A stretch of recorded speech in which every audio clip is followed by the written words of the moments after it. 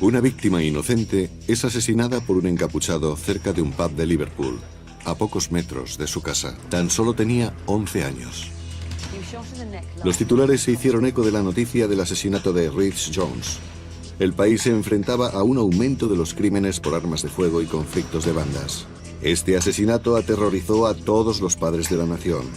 Fue un crimen que conmocionó a Gran Bretaña. El 22 de agosto de 2007, Rhys Jones volvió andando a casa después de su entrenamiento de fútbol. Fue abatido de un disparo por un adolescente en bicicleta. Mi niño solo tenía 11 años. No merecía morir. La investigación para dar con el asesino fue una de las mayores a las que se enfrentó la policía del Merseyside. 100 agentes más se suman a la investigación. Mientras la nación entera pedía justicia, se va estrechando el cerco en torno al asesino. Si el culpable ve esto, le insto a que se entregue. Esta es la historia de la muerte de Rhys Jones, contada a través de los testimonios de la familia, los amigos y los detectives que se encargaron del caso. Rhys Jones, de 11 años, vivía en la urbanización Crosted Park, en Liverpool. Crosted Park es una urbanización formada por unas 3.000 casas particulares. En pleno centro está el pub Fir Tree y muy cerca de este se encuentra la única zona comercial del barrio. Cuenta también con un ambulatorio muy próximo al colegio y a la iglesia. Hemos vivido en esta urbanización 17 años y nunca me he sentido insegura. Es un lugar muy acogedor. Siempre ha habido chicos en las calles, pero nunca hacían nada fuera de lo normal. Es una urbanización muy agradable, muy verde, llena de árboles y bosques. Todas las casas son bonitas. Al tratarse de casas particulares, todo el mundo cuida de la suya. Es un buen lugar para vivir. Dejaba que los niños jugaran en la calle. Nunca hubo problemas. Aunque era una urbanización enorme, existía un ambiente de familiaridad. Al no haber más que una zona comercial y además localizada en el centro, casi todo el mundo se conocía. Rhys vivía con su madre Mel, su padre Steve y su hermano mayor Owen. Eran una familia muy feliz. Éramos una familia normal. Steve trabajaba en el turno de noche y yo tenía un trabajo a media jornada. A los chicos les iba muy bien en el colegio. Los fines de semana Steve tenía tiempo libre e intentábamos hacer algo en familia. Le animábamos a que hiciera cosas y se lo pasara bien. Rhys era muy popular y todos los que le rodeaban le querían. Rhys era un chico muy alegre, muy vivo. Era muy divertido. Un chaval muy extrovertido. Era una de esas personas con las que no puedes estar enfadado mucho tiempo. Incluso si te enfadabas con él, acababa por hacerte reír. Era un chico encantador. Era un chico muy alegre. Siempre estaba sonriendo y haciendo reír a los demás. Era muy travieso. Siempre estaba gastando bromas. Solía hacer bolas de barro y lanzárselas a los demás chicos que se le unían enseguida. Me sacaban de mis casillas. Pero la verdadera pasión de Rhys era el fútbol. Creo que el fútbol era su vida. No había nada más salvo fútbol, fútbol y más fútbol. Jugó en el Fir Tree durante 12 meses. Jugó su primera temporada y estaba a punto de empezar la segunda. Jugaba muy bien. Incluso de pequeño ya mandaba el balón más lejos que sus compañeros. Saltaba a la vista que era especial. 22 de agosto de 2007. Aquel 22 de agosto de 2007 hacía calor y brillaba el sol. Fui a trabajar por la mañana y cuando regresé a casa, fuimos al centro a comprarle a Rhys un uniforme nuevo para el próximo curso. Trabajo en el turno de noche, así que pasé gran parte de aquel día en la cama. Me levanté sobre la hora del té, cuando Rhys se iba a entrenar. Entrenaban una vez a la semana para el partido de fin de semana. Decidimos hacer un entrenamiento adicional. Queríamos prepararnos para la temporada que estaba a punto de empezar el domingo siguiente. Pero Rhys estaba más entusiasmado aún, porque Inglaterra jugaba aquella noche. No paraba de repetir que estaría en casa para ver el partido. Merendó y subió a su cuarto a cambiarse. Rhys salió de casa en dirección al campo. Rhys solía ir andando a entrenar. El campo está a unos 5 o 6 minutos de casa andando, justo detrás de las tiendas. El campo de fútbol estaba detrás y a la derecha del pub. Realmente estaba justo a la derecha del pub. Poco después de llegar al campo, Rhys se dio cuenta de que había olvidado algo. Aquel día el entrenamiento empezó a las 6 en punto. Les pedí que fueran puntuales. Rhys había olvidado las 5 libras de cuota. Se puso algo nervioso cuando me lo dijo. Y antes de que pudiera responderle, salió corriendo de vuelta a casa. Estaba en el sofá viendo la tele cuando Rhys entró corriendo en casa porque se había olvidado el dinero de la cuota. Por supuesto, le dio la lata con el tema a Mel y se sentó en el brazo del sofá a esperar que su madre le diera el dinero. Para él no era planteable aplazar el pago de la cuota, así que le di el dinero. Y como sabía que ya llegaba tarde al entrenamiento, le acerqué en coche hasta el campo. Me dio un beso y me dijo que estaría de vuelta para ver el partido de Inglaterra. Tras pagar la cuota, Rhys se unió a sus compañeros de equipo. Hicimos un par de ejercicios de calentamiento. Corrimos un poco alrededor del campo y luego estiramos. Un par de ejercicios nada más, ya que yo prefiero que los chicos se entrenen jugando al fútbol mejor que haciendo estiramientos. Además, ellos también se divierten más así. Después de la sesión de entrenamiento, Rhys se prepara para volver a casa y ver el partido Inglaterra-Alemania. Estaba en la parte de atrás del coche con el maletero abierto. Y Rhys pasó por delante y me saludó. Le pregunté si quería que le acompañara a casa y me dijo que no me preocupara, que iría andando. Le insistí un par de veces para que entrara en el coche. Le dije que le dejaría en casa, que no era problema. Pero Rhys estaba empeñado en ir andando. Era una tarde muy agradable y Rhys quería ir caminando. Había hecho ese trayecto miles de veces antes, pero aquella sería la última. Rhys Jones, de 11 años, era un fanático del fútbol y muy querido por su familia y amigos. Tenía un futuro prometedor, pero ese futuro le sería arrebatado. Rhys Jones había rechazado el ofrecimiento de su entrenador de acercarle a casa, ya que prefería ir andando. Atajó como solía hacer por el aparcamiento del pub Fear Free a unos 400 metros de su casa. La tarde de aquel 22 de agosto era muy calurosa y el pub estaba lleno. Ese día Inglaterra jugaba contra Alemania. Mucha gente estaba sentada afuera para disfrutar del buen tiempo y también para poder fumar. Rhys había terminado su entrenamiento y volvía a casa desde el campo. Era un paseo relativamente corto. Subí al coche y llevaba conduciendo unos 45 metros cuando Son, que iba en el asiento de copiloto, se puso a gritar: «Rhys, es Rhys». Miré y vi a Rhys tendido en el suelo. Enseguida supe que estaba herido. Primero pensé que se había resbalado, así que frené de golpe y salí del coche. Mientras tanto, Son se había bajado y corría hacia Rhys. Llegó antes que yo. Antes de que les alcanzara, una chica del pub ya estaba junto a Rhys. Estaba intentando practicarle primeros auxilios. Rhys yacía en un charco de sangre. Estaba bañado en sangre, que le habían disparado. Cuando le vi así, Sean estaba histérico. Y yo no paraba de repetirle que Rhys se iba a poner bien. Me quedé paralizado, no podía hacer nada. Llamé a una ambulancia y a la policía y mientras tanto Sean no paraba de gritar y de moverse. Y yo le repetía que Rhys se iba a poner bien, que no se preocupara. Steve, desesperado, llama al otro entrenador del Fear Tree, Tony Edge, ya que no tiene el teléfono de la casa de Rhys. Podía sentir el terror en su voz. Me dijo que no sabía qué hacer, que habían disparado a Rhys. Empecé a gritar. Le dije que trajera a su madre inmediatamente. Yo solo pensaba en cómo se lo iba a decir a sus padres cuando me abrieran la puerta. Completamente aterrorizado, Tony corrió hasta la casa de los Jones. Estaba en el sofá viendo la tele cuando oí que llamaban a la puerta. Abrí y me encontré a Tony. Le dije que Steve me acababa de llamar para decirme que habían disparado a Rhys, pero yo no sabía cómo estaba. Necesito las llaves. Me dijo que tenía que acompañarle y no tuve tiempo de pensar en nada.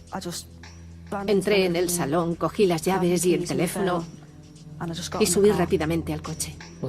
El aparcamiento del pub está a 1 minuto en coche de la casa de Rhys. No hablamos durante el trayecto, solo queríamos llegar lo antes posible. No podía creérmelo. No sabía de qué me estaba hablando. No le pregunté nada, ni siquiera creo que hablara. Una multitud ya había empezado a agolparse en torno a Rhys.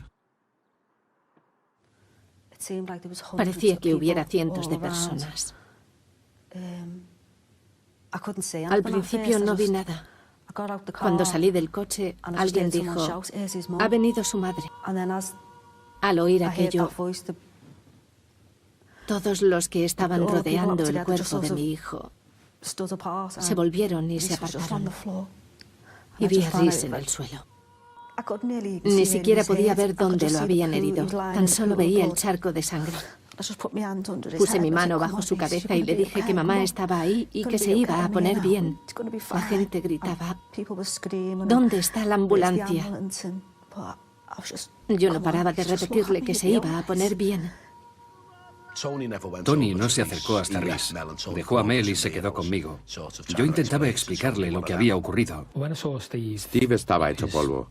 Estaba llorando y probablemente estuviera pensando que si no hubiera convocado un entrenamiento esa tarde, nada de aquello hubiera sucedido. Me pareció que la ambulancia tardaba una eternidad en llegar. Yo seguía sujetando a Rhys y entonces llegaron los paramédicos. Yo solo quería que lo ayudaran, que salvaran a Rhys.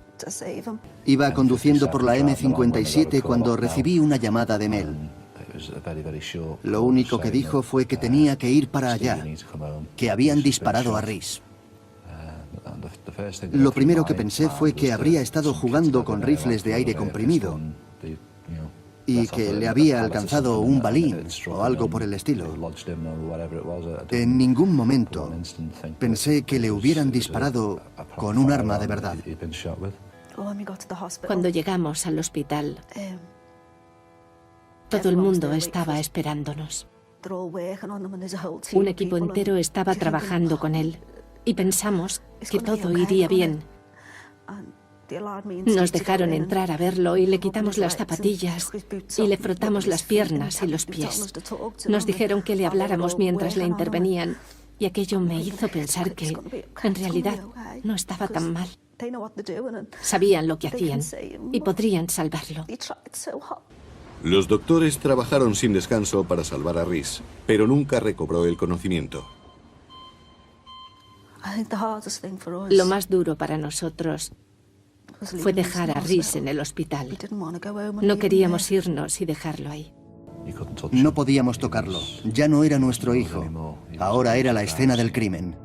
Volvimos a casa en estado de shock. Fuimos al cuarto de Rhys y nos pusimos a llorar. No podíamos entender lo que había sucedido. Hablaremos del asesinato de un chico de 11 años en Liverpool. Fue abatido por otro joven que montaba en bicicleta frente a un pub. Recibió un disparo en el cuello cuando volvía a casa de un entrenamiento. Murió en el hospital. No es momento de callarse. Es hora de hacer lo correcto y entregar a los culpables. Todos los medios del país se hicieron eco del tiroteo. El país se sumió en el desconcierto. La policía de Merseyside se puso a trabajar decidida a dar con el asesino. Fue una de las mayores investigaciones a las que se ha enfrentado nunca la policía de Merseyside. La presión por llevar al culpable ante la justicia era más acusada por el hecho de que se trataba de una víctima inocente. Muchos inspectores fueron asignados al caso para llevar a cabo las pesquisas preliminares. Todos los departamentos de policía científica fueron movilizados. Desde un principio, la policía tuvo claro que se trataba de un crimen relacionado con bandas. Crosted Park está a menos de 1 kilómetro de distancia de la urbanización Crosted Council. Sabíamos que ahí había bandas, sobre todo en la parte vieja. Hay un tramo de la Liverpool 11 donde los municipios de Croxteth y Norris Green no están separados más que por una carretera. A lo largo de los años ha habido varios incidentes en los que se han visto envueltas bandas de las dos poblaciones. Su violencia ha ido aumentando e incluso llevan armas de fuego. Estábamos al tanto de algunos incidentes entre bandas de Norris Green y los Croxteth Crew. Nosotros nunca nos vimos envueltos en ellos. Nunca presenciamos nada. Nunca pensamos que aquello llegara a afectar a nuestro barrio. La idea de que hubiera bandas de jóvenes armados en nuestro barrio me parecía algo totalmente ajeno y extraño. Aquello no tenía nada que ver con nuestras vidas. No podía entenderlo. Solo quería entenderlo.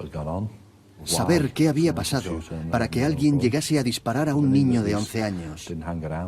Sabía que Rhys no salía con ese tipo de gente. Sus amigos eran buenos chicos. 23 de agosto de 2007. Al día siguiente, los padres de Rhys dieron una rueda de prensa para implorar la colaboración de posibles testigos. Alguien ha de saber quién ha sido. Y entiendo que la gente tenga miedo de hablar, pero no se puede permitir que el asesino siga libre. La próxima vez podría ser su hijo o su hermano el que muera. Si no se le detiene, esto volverá a ocurrir. Los testigos presenciales dan parte de un adolescente circulando en bicicleta. El asesino disparó 3 veces. El primer disparo estaba dirigido a 2 chicos que montaban en bicicleta por el aparcamiento del pub. Salieron corriendo y el asesino les siguió. Apuntó y realizó un segundo disparo.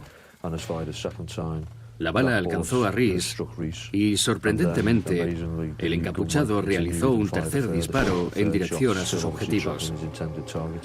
Aun cuando resultaba evidente que Rhys había caído alcanzado por el segundo disparo.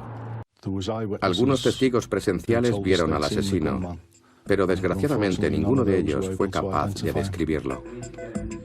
La policía consiguió grabaciones de las cámaras de vigilancia en las que aparecía el asesino montado en su bici. Esperaban que eso les ayudara en la investigación. Los fragmentos de grabación que se utilizaron en el caso procedían de las cámaras del aparcamiento del pub. En estas se veía claramente al hombre acercarse por detrás del pub y rodearlo. Resulta evidente que en ese momento estaba buscando a sus víctimas. Se le veía llegar por la parte de atrás del pub y salir por el otro lado. Y se detuvo para disparar 3 veces sin bajar de la bicicleta. Para abandonar la escena del crimen, sabíamos que se había desplazado por Crosted Park en bicicleta. Cruzó la carretera de Fir Tree hacia el norte, donde esquivó el tráfico, y se internó en el bosque de Dam. Es una zona boscosa que separa Crosted Park del barrio viejo de Crosted. Desgraciadamente, la grabación no proporcionó datos acerca del aspecto del asesino, pero resultó crucial a la hora de conocer las dimensiones exactas de la bicicleta. El asesino había huido con el arma, por lo tanto la prioridad radicaba en localizar al asesino, la bicicleta y el arma. Era importante identificar al agresor desde el principio, ya que no podíamos permitir que un hombre armado estuviera suelto. Podía volver a utilizar el arma o convertirse en objeto de venganza. Rhys Jones recibió un disparo en el cuello cuando volvía de jugar al fútbol en Crosted, Liverpool. El asesino abandonó la escena del crimen con el arma. Mel, la madre de Rhys, acudió rápidamente a la escena del crimen y sostuvo a su hijo mientras lo veía morir. La muerte de Rhys Jones sacudió al país. Nadie podía entender el motivo de este crimen. La gente estaba asustada y se quedaba en casa por miedo a salir. Lo que le había ocurrido a Rhys Jones podía ocurrirle a cualquiera. Creo que las circunstancias en las que Reese murió provocaron mucho miedo entre la comunidad. La gente sabía que todavía no habíamos detenido al agresor. Había que ponerse en la situación de los padres que vivían en la zona y que pensaban que aquello podía haberle ocurrido a sus hijos. El instinto de un padre es proteger a sus hijos, sobre todo después de que suceda algo así. Las calles de la zona se vaciaron de niños. La gente del barrio se volvió muy protectora con sus hijos. Aquello cambió mi perspectiva. Vigilaba más dónde iba mi hijo y con quién jugaba. No le dejaba ir más allá de 2 o 3 calles de casa. Y si quedaba con sus amigos, le acompañaba e iba a recogerlo. La policía tenía un sospechoso principal desde las primeras horas de la investigación. Las redes sociales ya habían dado el nombre de un presunto asesino. Shawn Mercer, de 16 años. Oyes hablar a los chicos y aquella noche el nombre de Mercer estaba por todo Internet. Mercer tenía antecedentes por delitos menores. Mostraba un complejo carácter antisocial y era conocido por la policía, ya que causaba disturbios, y también se le relacionaba con la banda de Crusted Crew. Reese recibió un disparo la tarde del miércoles 22 de agosto. Y el viernes ya teníamos información sobre potenciales sospechosos. El sábado por la mañana, 3 días después del asesinato de Reese, se llevaron a cabo una serie de detenciones. Shawn Mercer fue detenido junto con otros 2 chicos, Dean Kelly y James Yates. Mercer fue incluido en una rueda de reconocimiento puesto que pensábamos que se trataba del asesino. 5 testigos fueron llamados a la rueda de reconocimiento, pero ninguno pudo identificar a Mercer como el autor de los disparos. Cuando Mercer fue interrogado por primera vez, declaró a través de su abogado haber estado en ese lugar, junto con Dean Kelly, en el momento del crimen. Declaró igualmente que las 2 bicicletas que incautamos en su casa en la mañana del sábado eran las 2 únicas que poseía. Ninguna de esas 2 bicicletas correspondía con la que habíamos visto en las grabaciones. La banda Crusted Crew estaba decidida a proteger a Shawn Mercer. Incluso su madre, Janet Mercer, presente en el interrogatorio, respondió por él. En aquel momento de la investigación no había suficientes pruebas que indicaran que Mercer fuera el asesino. Estaban tratando de borrar sus pistas y esconderse, lo que dificultaba mucho las cosas. Pensábamos que íbamos a tener que recorrer un largo y duro camino. Se había creado un muro de silencio alrededor del agresor, pero únicamente por parte de la gente que le conocía y le había ayudado en ese momento.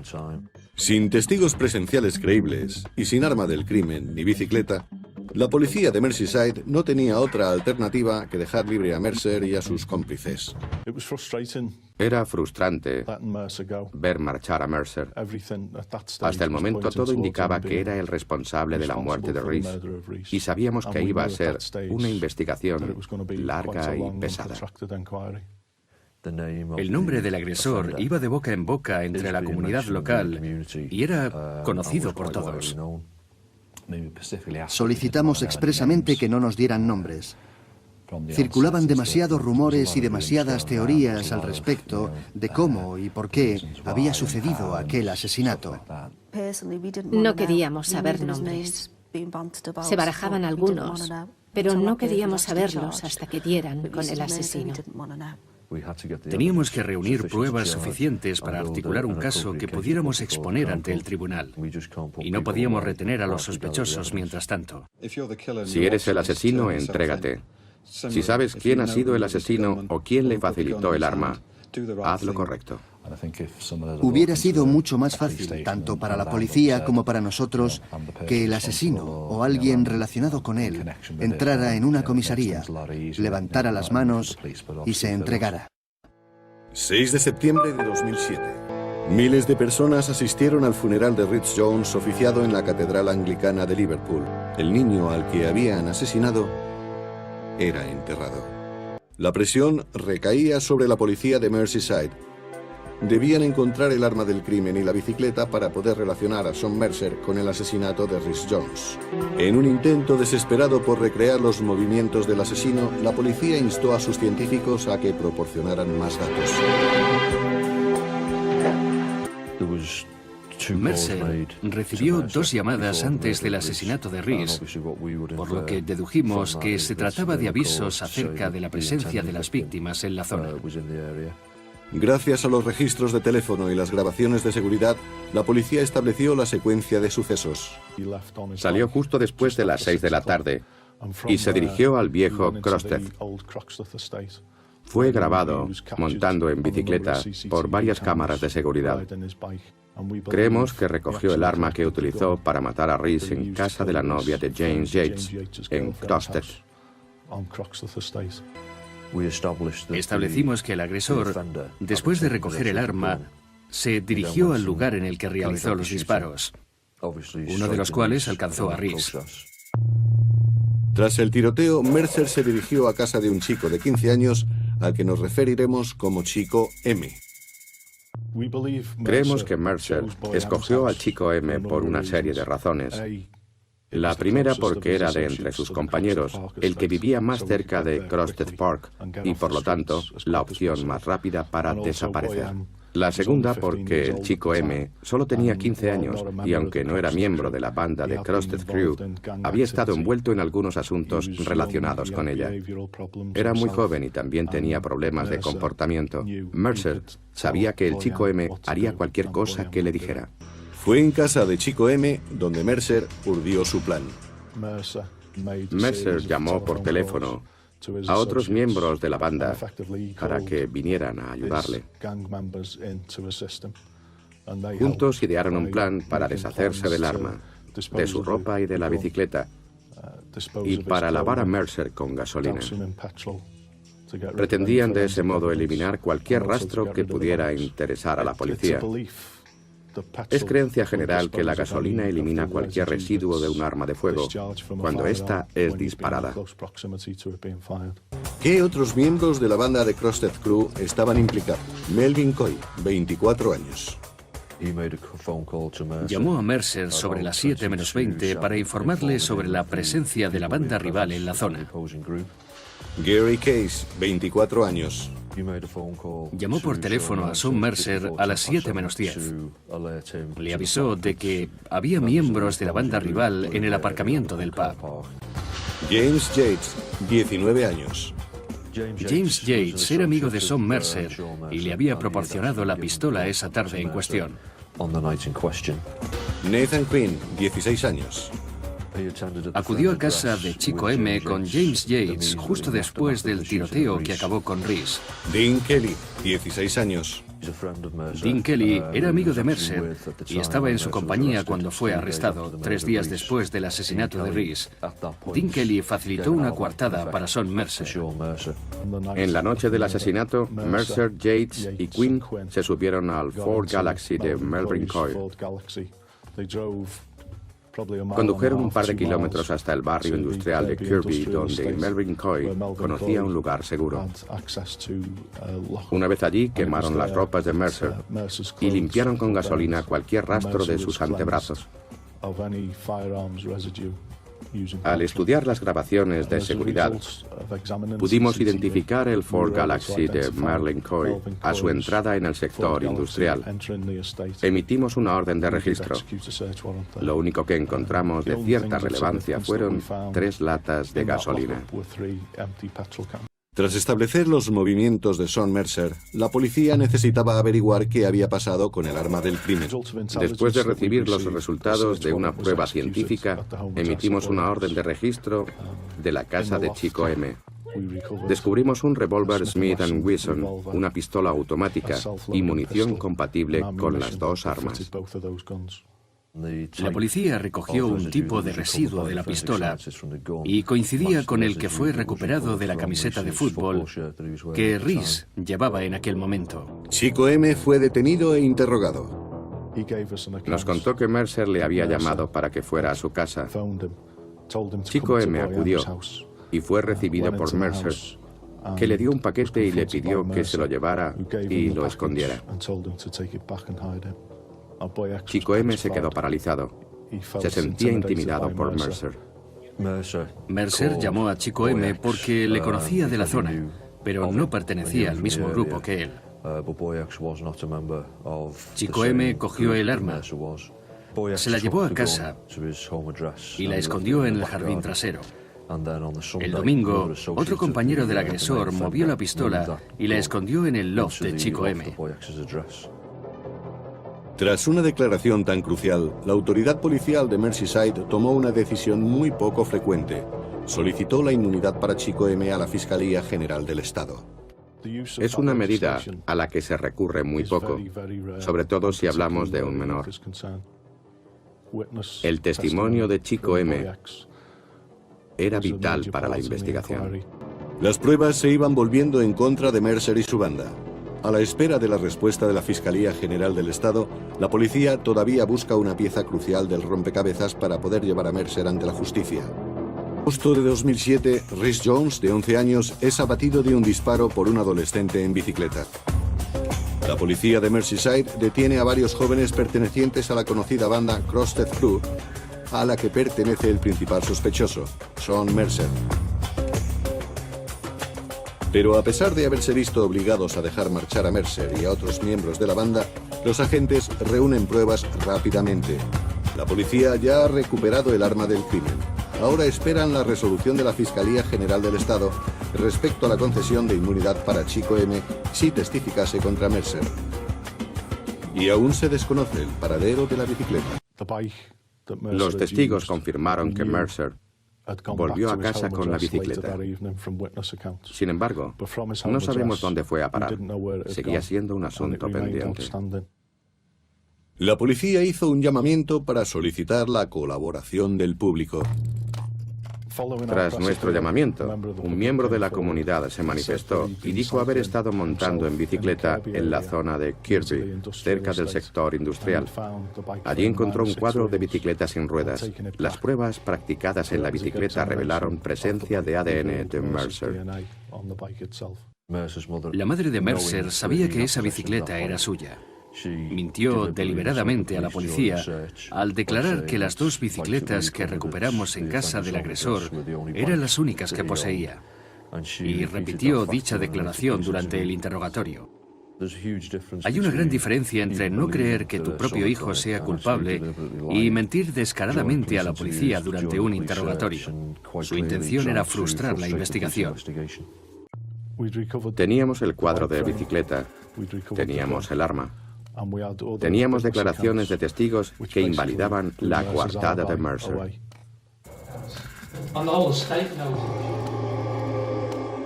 Lo único que faltaba era la resolución de la Fiscalía General del Estado al respecto de Chico M. En abril de 2008, la Fiscalía tomaba una decisión. Cuando el fiscal general decidió conceder la inmunidad a Chico M, volvimos a interrogarle.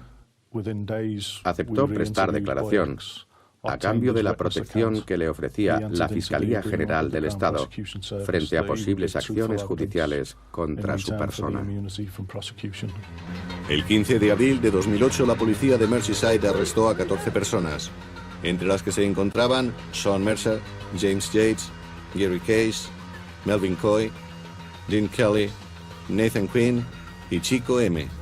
Mercer fue acusado por el asesinato de Rhys y el resto por asistirle en la destrucción de pruebas. Mercer fue detenido el 15 de abril y sometido a un nuevo interrogatorio. Había preparado una declaración, según la cual negaba cualquier implicación en el asesinato de Rhys y decidía no responder a más preguntas. Gary Kay y Melvin Coy declararon no haber ayudado a Mercer. Los demás detenidos decidieron no responder a ninguna pregunta o declarar que no sabían de qué se les hablaba. Junto con los miembros del Crosted Crew, también fueron detenidos varios adultos. Sabíamos que Janet Mercer nos había mentido al testificar que Mercer tan solo poseía las dos bicicletas que encontramos en su casa. Decidimos detenerla, pues estaba en posesión de dicha bicicleta la noche del asesinato. Negó cualquier participación. Los padres de James Yates, Francis y Mary Yates, se implicaron muchísimo al tratar de ayudar a Mercer y a su propio hijo. Sabemos que Francis y Mary Yates quemaron una tarjeta SIM que la policía no encontró al registrar la casa de James Yates. Se trataba de la tarjeta SIM que había estado utilizando y era una prueba crucial. Me pareció sorprendente que recibieran ese tipo de ayuda. No es solo que sus compañeros le escondieran, le limpiaran con gasolina para eliminar cualquier rastro y se deshicieran de la bicicleta y el arma. Los adultos también se implicaron. 2 de octubre de 2008. El juicio tuvo lugar en el juzgado de Liverpool casi 14 meses después del asesinato de Rees. Son Mercer se declaró no culpable. Durante el juicio, Mercer y sus amigos no pararon de reírse y de hacer chistes. Parecía que no les importaba nada de lo que estaba sucediendo. El juicio duró 11 semanas. Fue terrible para nosotros pasar por todo aquello. Teníamos miedo de dejar aflorar nuestras emociones, porque pensábamos que no podríamos parar de llorar y que nos vendríamos abajo. Es justo decir que el comportamiento de Mercer y los demás en el estrado fue lamentable, por decir algo. Estaban ante los padres de Rees. Es una actitud imperdonable. Pero al mismo tiempo nos da una medida del tipo de personas que son. El jurado declaró a Mercer culpable del asesinato de Rees Jones. Fue condenado a 22 años de cárcel. Mercer no mostró ningún atisbo de arrepentimiento. Durante la sentencia permaneció inmutable. Nos destruyó. Destruyó nuestras vidas. Para poder seguir con nuestra vida tenía que haber un culpable, alguien al que poder acusar del asesinato. Queríamos una sentencia que reflejara la enormidad de los actos perpetrados. Obtuvimos justicia por el asesinato de Rees, ya que Son Mercer fue sentenciado a la máxima condena por sus actos. Así que ante la ley obtuvimos justicia, pero personalmente creo que arrebatarle la vida a alguien se paga con la vida. Creo que debería pasar el resto de su vida en la cárcel. La gente que se pasea con armas de fuego, asesinando a otras personas, debería pasar el resto de su vida en la cárcel. James Yates, condenado a 12 años por posesión de arma. Gary Case y Melvin Goy, 7 años por asistencia a un agresor. Dean Kelly, 4 años por posesión de arma. La legislación ha de cambiar en lo que se refiere a las armas de fuego y las bandas. Solo soy la madre de una víctima. Yo no sabría llevar a cabo dicho cambio. Creo que es trabajo de los políticos y la policía dar con la solución. Nathan Quinn, 2 años por asistencia a un agresor. Chico M, 2 años de libertad vigilada y 4 años de imposición de toque de queda. Al igual que cualquier otro policía, quisiera que no hubiera más crímenes. Pero desgraciadamente sigue habiendo armas en circulación y hay gente dispuesta a usarlas. Janet Mercer, condenada a 3 años. Frank Yates a 4 años y medio. Y Mary Yates a 18 meses. La solución tal vez sea endurecer las condenas y dar a los jueces las herramientas necesarias para que hagan su trabajo y eliminen a esa gente de las calles. Hacer que aprendan la lección. Si les cogen con un arma, se les impondrá una condena dura y tendrán que cumplirla íntegramente. La muerte de Rees no habrá sido en vano. Hemos recaudado dinero en memoria de Rees Jones para construir un centro comunitario en Crosted Park. Es algo que hacía falta. Un sitio donde los niños puedan mantenerse alejados de las calles y en el que hagan cosas interesantes. Colaboro estrechamente con Steve Geigagen. Cada año celebramos un torneo de fútbol infantil. Fair Tree, el antiguo equipo de Rees, siempre participa. Es una competición muy buena. Rees vivía para el fútbol. Todo giraba alrededor del fútbol. Nos pareció que lo más apropiado para mantener viva su memoria era hacerlo a través del deporte. Recuerdo a Rees como un niño adorable y muy alegre. Nos hacía reír. Recuerdo su sonrisa. Siempre estaba sonriendo y gastando bromas. Y era realmente feliz cuando jugaba al fútbol.